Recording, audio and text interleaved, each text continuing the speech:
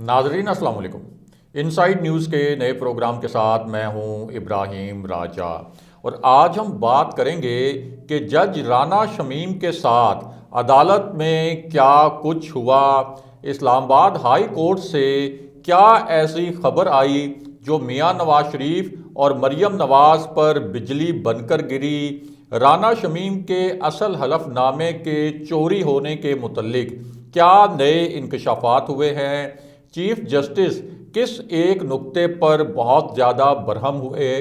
मियां नवाज शरीफ को जब इस मामले की इत्तला मिली तो उनका क्या रिएक्शन था। मरियम नवाज का इसी पूरी सिचुएशन पर किस नोयत का रद्द अमल है। प्राइम मिनिस्टर इमरान खान को किस किस्म की फ़ाइल पहुंचाई गई, इस फ़ाइल के दो बुनियादी नुकात क्या थे और प्राइम मिनिस्टर इमरान खान ने इस फ़ाइल पर क्या अहकामात जारी किए। हमारे जिन दोस्तों ने अब तक हमारे चैनल को सब्सक्राइब नहीं किया उनसे हम कहेंगे कि हमारे चैनल को सब्सक्राइब कर लें ताकि उन्हें अहम मालूमात बर वक्त मिलती रहें। अब वापस आते हैं आज के मौजू पर, यानी जज राना शमीम के साथ अदालत में क्या हुआ और वो कौन सी खबर थी जो मियां नवाज शरीफ और मरियम नवाज पर बिजली बनकर गिरी। सबसे पहले आपको एक अहम और ताज़ा खबर से आगाह करते हैं जिसमें कुछ नए हकायक और नए इंकशाफात सामने लाए गए हैं। ये ऐसे हकायक और ऐसे नुकात हैं जो इससे पहले मंजर आम पर नहीं आए थे, लेकिन अब इन नए इंकशाफात और नए हकायक की इस नई खबर में बाज़ाब्ता और ऑफिशियली तस्दीक की गई है। तो मामला ये है कि शुगर बिजनेस के ज़रिए मनी लॉन्ड्रिंग के मुकदमे में शहबाज शरीफ और हमजा शहबाज समेत जो दीगर मुल्ज़िमान थे उनके खिलाफ चालान बैंकिंग कोर्ट में बाकायदा दाखिल करवा दिया गया है और इन मुल्ज़िमान पर 16 अरब रुपए की मनी लॉन्ड्रिंग का इल्ज़ाम आयद किया गया है। यानी शहबाज शरीफ, हमजा शहबाज, उनके अहले खाना और इनके जो घोस्ट मुलाजमीन थे। इनमें से सलमान शहबाज जो शहबाज शरीफ के बेटे हैं उन समेत 3 मुल्ज़िमान को बाकायदा इश्तिहारी करार दिया गया है और FIA की जानिब से ये जो चालान जमा कराया गया है ये 7 वॉल्यूम्स पर मुश्तमिल है जिसमें अपोजिशन लीडर शहबाज शरीफ और हमजा शहबाज को मरकज़ी मुल्ज़िम करार दिया गया है और FIA के जो मनी लॉन्ड्रिंग से मुतल्लिक चालान है इसमें 100 गवाहों की फहरिस्त भी दी गई है। जी हाँ, आपने ठीक सुना, इस चालान में 100 गवाहों की फहरिस्त दी गई है और इनके मुतल्लिक इस चालान में ये कहा गया है कि ये जो 100 गवाहान हैं ये शहबाज शरीफ और हमजा शहबाज के ख़िलाफ़ गवाही देंगे।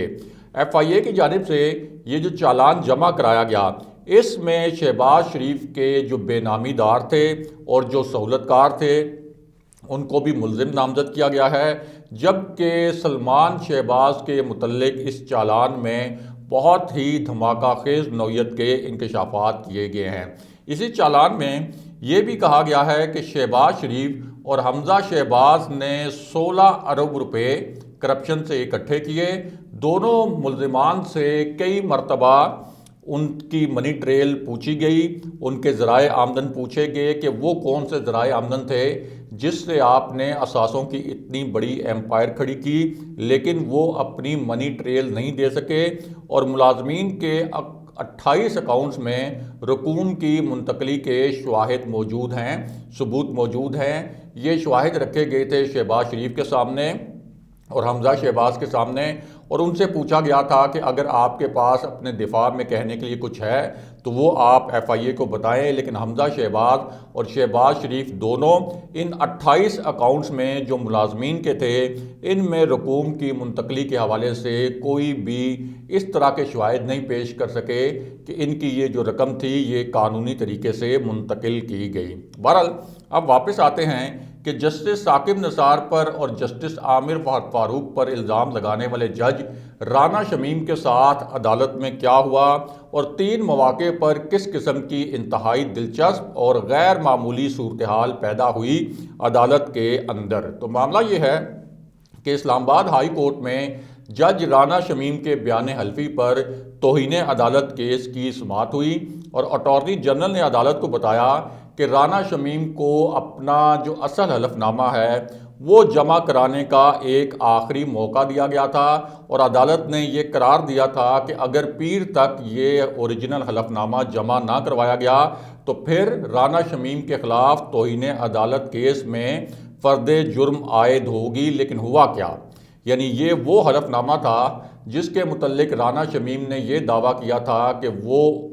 حلف نامہ لندن میں ایک لاکر میں موجود ہے، ان کے نواسے کے پاس موجود ہے، اور ساتھ انہوں نے یہ جھوٹ بھی بولا تھا کہ اخبار کو جو حلف نامہ میں نے فراہم نہیں کیا، اخبار میں جو حلف نامہ شائع ہوا تھا وہ اخبار تک میں نے نہیں پہنچایا، اور وہ کہیں سے لیک ہوا ہوگا، اور انہوں نے اشارہ یہ دیا تھا کہ یہ نوٹری پبلک کے دفتر سے لیک ہوا ہوگا۔ لیکن عدالت نے اس معاملے پر بھی سوالات اٹھائے تھے کہ ظاہر ہے کہ لندن میں نوٹری پبلک کے دفتر سے یہ حلف نامہ کیسے لیک ہو سکتا ہے، اور نوٹری پبلک کو کیا ضرورت پڑی تھی کہ یہ جو حلف نامہ ہے اس کو وہ لیک کرے یا اخبار تک پہنچائے، اور اس اخبار کے حوالے سے اور اس پاکستانی صحافی کے حوالے سے لندن کا ایک نوٹری پبلک جو ہے وہ کیسے معلومات رکھ سکتا ہے۔ اس لیے رانا شمیم کا جو بیان تھا اس پر بڑے سوالات کھڑے ہوئے تھے۔ اب ہوا یہ کہ جب اٹارنی جنرل نے کہا کہ آج رانا شمیم کے پاس اپنا بیان حلفی ریکارڈ کروانے کا آخری موقع ہے، تو اس پر عدالت نے رانا شمیم کی جو پہلے سے ایک درخواست دائر تھی وہ اٹارنی جنرل کو دکھائی، اور اٹارنی جنرل نے عدالت کو بتایا کہ 9 دسمبر کو رانا شمیم کے نواسے نے اپنا جو اوریجنل بیان حلفی ہے یعنی رانا شمیم کا وہ بھیجا ہے، اور ہو سکتا ہے کہ یہ بیان حلفی آج کے دن میں ریسیو ہو جائے۔ یعنی عدالت میں سابق جج رانا شمیم کی جانب سے ایک نئی درخواست دائر کی گئی، اور درخواست میں موقف یہ اختیار کیا گیا کہ میرے نواسے نے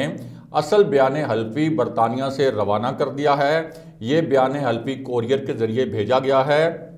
9 دسمبر کو برطانیہ سے اصل بیان حلفی اسلام آباد ہائی کورٹ کے لیے بک کیا گیا، اور یہ بیان حلفی کو 3 دن کے اندر پاکستان پہنچنا چاہیے۔ یہ ایک نئی درخواست دائر کی گئی تاکہ رانا شمیم توہین عدالت کی کارروائی سے بچ سکیں، اور ان کے اوپر جو فرد جرم عائد کرنے کے لیے اسلام آباد ہائی کورٹ نے کہا تھا تو وہ معاملہ تھوڑی سی طوالت اختیار کر سکے۔ اب اس کے بعد چیف جسٹس اطہر من اللہ نے بڑی ہی برہمی کا اظہار کیا، اور ان کا کہنا تھا کہ جس دن کا حوالہ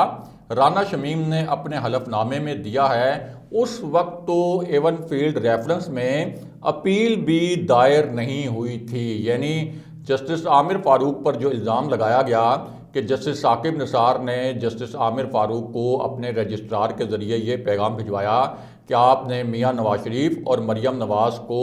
الیکشن سے پہلے جیل سے باہر نہیں آنے دینا، تو اس وقت جسٹس عامر فاروق اس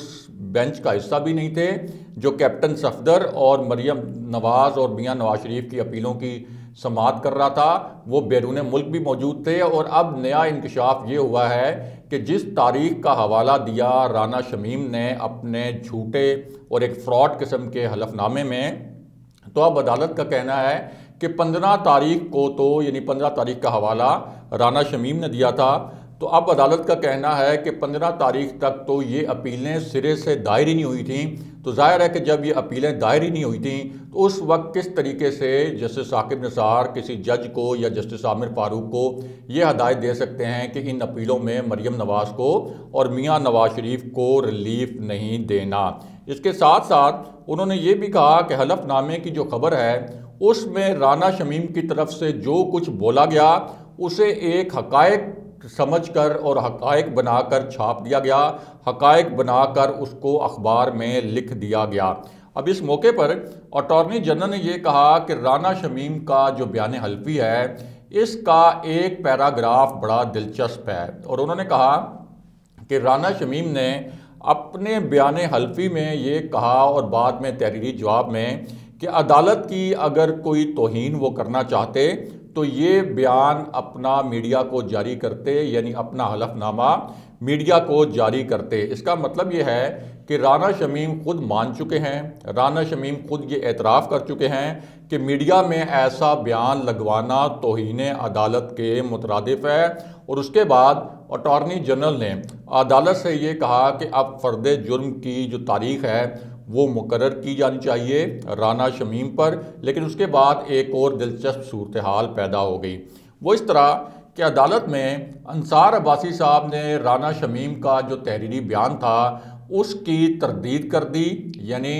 رانا شمیم نے یہ موقف اختیار کیا تھا کہ میرا جو بیان حلفی ہے میں نے نہ تو اخبار کو فراہم کیا، نہ میں نے صحافی کو فراہم کیا، نہ میں نے صحافی کو اپنے بیان حلفی کو شائع کرنے کی اجازت دی۔ لیکن انصار عباسی صاحب نے اسی سماعت کے دوران یہ موقف اپنایا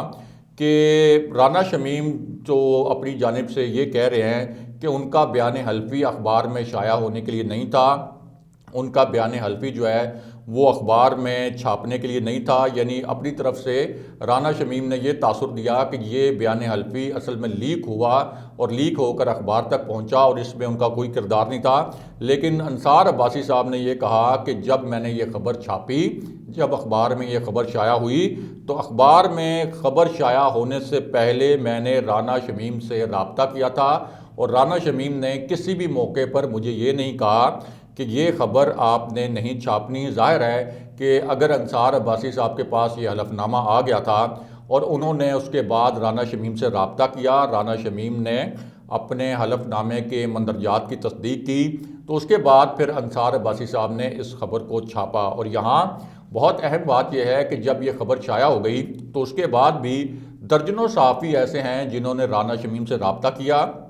رانا شمیم سے پوچھا کہ کیا یہ آپ ہی کا حلف نامہ ہے اور کیا آپ اس حلف نامے کے جو مندرجات ہیں اس کی تصدیق کرتے ہیں؟ تو اس پر رانا شمیم نے خود باقاعدہ تصدیق کی تھی کہ جی یہ میرا حلف نامہ ہے اور میں اس کے مندرجات کی تصدیق کرتا ہوں اور ایک ایک لفظ جو اخبار میں چھپا ہے یہ بالکل درست ہے اور میرا ہی حلف نامہ ہے۔ اب عدالت نے یہ کہا کہ انصار عباسی صاحب آپ یہ تو دیکھ لیتے کہ 15 جولائی 2018 کا ایک حوالہ دیا گیا ہے،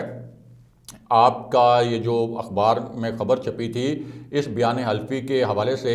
تو 15 جولائی 2018 کو تو اپیل ہی دائر نہیں ہوئی تھی۔ یہ جھوٹ سچ اور سچ جھوٹ بننے لگا ہے، لیکن محض توہین عدالت کی کارروائی نہیں بلکہ چیف جسٹس اور اس عدالت کے احتساب کا معاملہ ہے، یعنی اتنے سنجیدہ نوعیت کے ریمارکس جو ہیں وہ اسلام آباد ہائی کورٹ کے چیف جسٹس صاحب کی جانب سے آئے۔ اس کے ساتھ ساتھ چیف جسٹس کا یہ بھی کہنا تھا کہ اس عدالت پر لوگوں کا اعتماد ختم کرنے کا سوال ہو تو عدالت کسی صورت برداشت نہیں کرے گی، اور اس کا کانٹیکسٹ یہ تھا کہ یہ جو پورا حلف نامہ لایا گیا تھا اس کے متعلق اٹارنی جنرل نے بھی اور خود عدالت نے بھی یہ کہا کہ صاف ظاہر ہے کہ اس کا مقصد یہ تھا کہ ایک تو جو اپیلیں اس وقت زیر سماعت ہیں اسلام آباد ہائی کورٹ میں، جو کہ ایک ایسا بینچ سن رہا ہے جس کا جسٹس عامر فاروق بھی حصہ ہیں، تو یہ عدالت کو دباؤ میں لانے کی کوشش تھی۔ اسی طرح سپریم کورٹ کے جو جج صاحبان ہیں ان کے اوپر بھی ایک الزام لگانے کی کوشش تھی، اور اس کا مقصد یہ تھا کہ عدالتوں سے عوام کا اعتماد اٹھ جائے۔ اس کے ساتھ ساتھ چیف جسٹس نے کہا کہ ہمارے لیے یہ معاملہ اب مکمل طور پر ناقابل برداشت ہو چکا ہے، آپ ذرا بین الاقوامی قوانین کا حوالہ دے کر بتائیں کہ یہ جو خبر شائع کی گئی کیا یہ خبر ٹھیک تھی۔ اس میں بہت اہم معاملہ ہے کہ رانا شمیم نے یہ کوشش کی اپنی طرف سے اپنی جان چھڑانے کے لیے، کیونکہ ان کو یہ پتہ چل گیا تھا کہ ان کا یہ جو جھوٹ ہے یہ مکمل طور پر ایکسپوز ہو گیا ہے۔ خاص طور پر جو جسٹس عامر فاروق کے حوالے سے الزام لگایا گیا تھا کہ جسٹس عامر فاروق نے کوئی جسٹس ثاقب نثار کو جوابی یقین دہانی کروا دی تھی اور یہ کہا تھا کہ ٹھیک ہے میں آپ کی ہدایت کے مطابق مریم نواز اور میاں نواز شریف کو الیکشن سے پہلے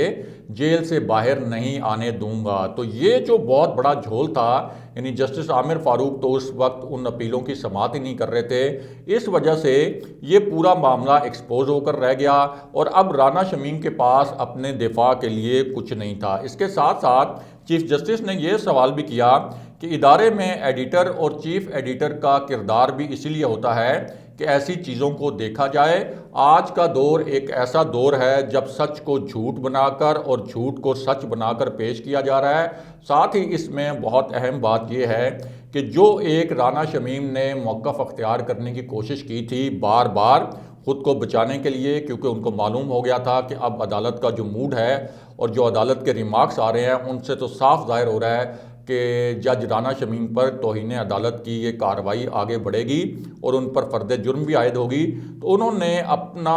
آخری دفاع یہ ایک آپ سمجھ سکتے ہیں کہ لیا تھا کہ یہ حلف نامہ میں نے کسی بھی صورت جو ہے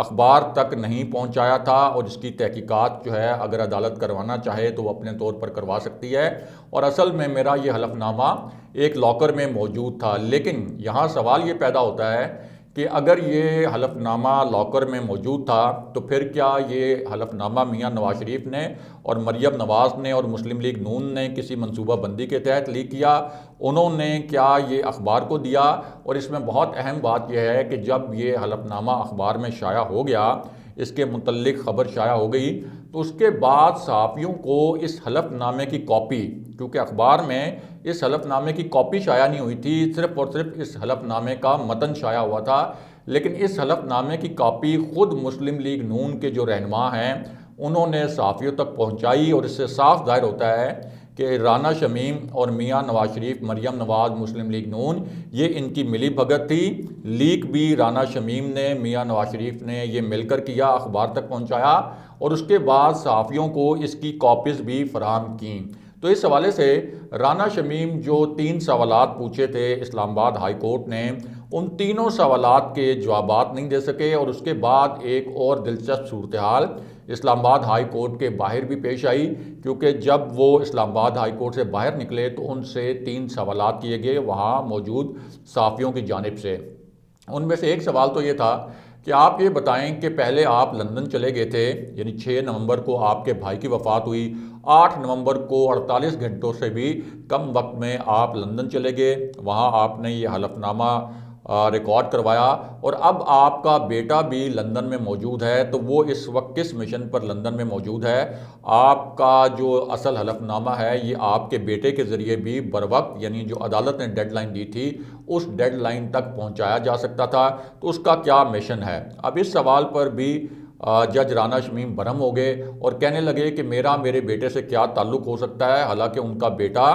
اسی عدالت میں، یعنی اسلام آباد ہائی کورٹ میں ان کا وکیل بن کر پیش ہوا تھا پہلے مرحلے میں۔ اس کے ساتھ ساتھ ان سے یہ سوال بھی کیا گیا کہ اچھا ایک مرتبہ آپ یہ وضاحت بھی کر دیں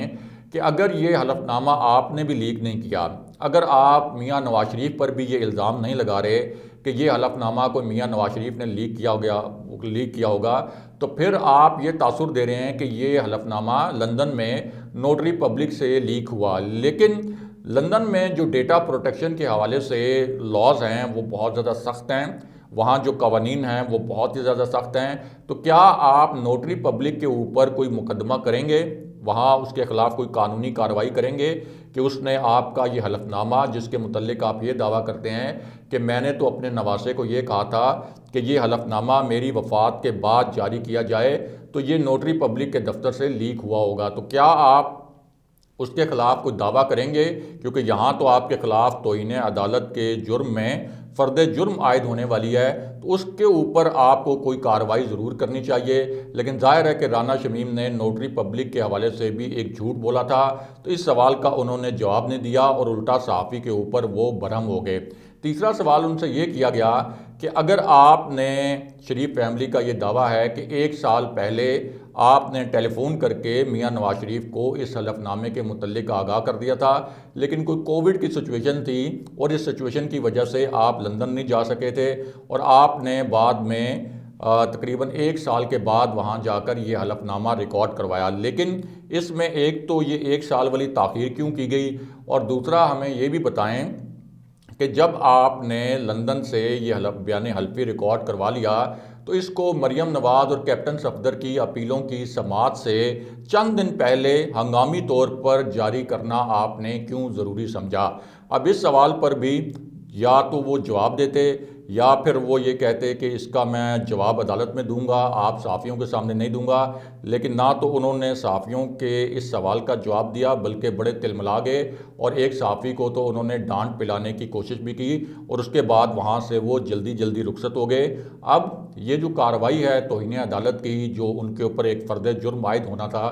اپنا جو ایک عدالت نے کارروائی شروع کی تھی توہین عدالت کی، تو یہ سماعت جو ہے یہ 20 دسمبر تک ملتوی تو ہو گئی، یعنی رانا شمیم نے جو ایک پینترا بدلا اور ایک نیا جھوٹ بولا تو اس کی وجہ سے ان کو کچھ وقت تو مل گیا، لیکن عدالت کی جانب سے جو آج کی سماعت میں ریمارکس آئے وہ اتنے واضح تھے اور اتنے سخت تھے کہ اس سے صاف ظاہر ہو گیا کہ رانا شمیم کے خلاف اب بڑی کارروائی ہوگی۔ اگلے پروگرام تک کے لیے خدا حافظ۔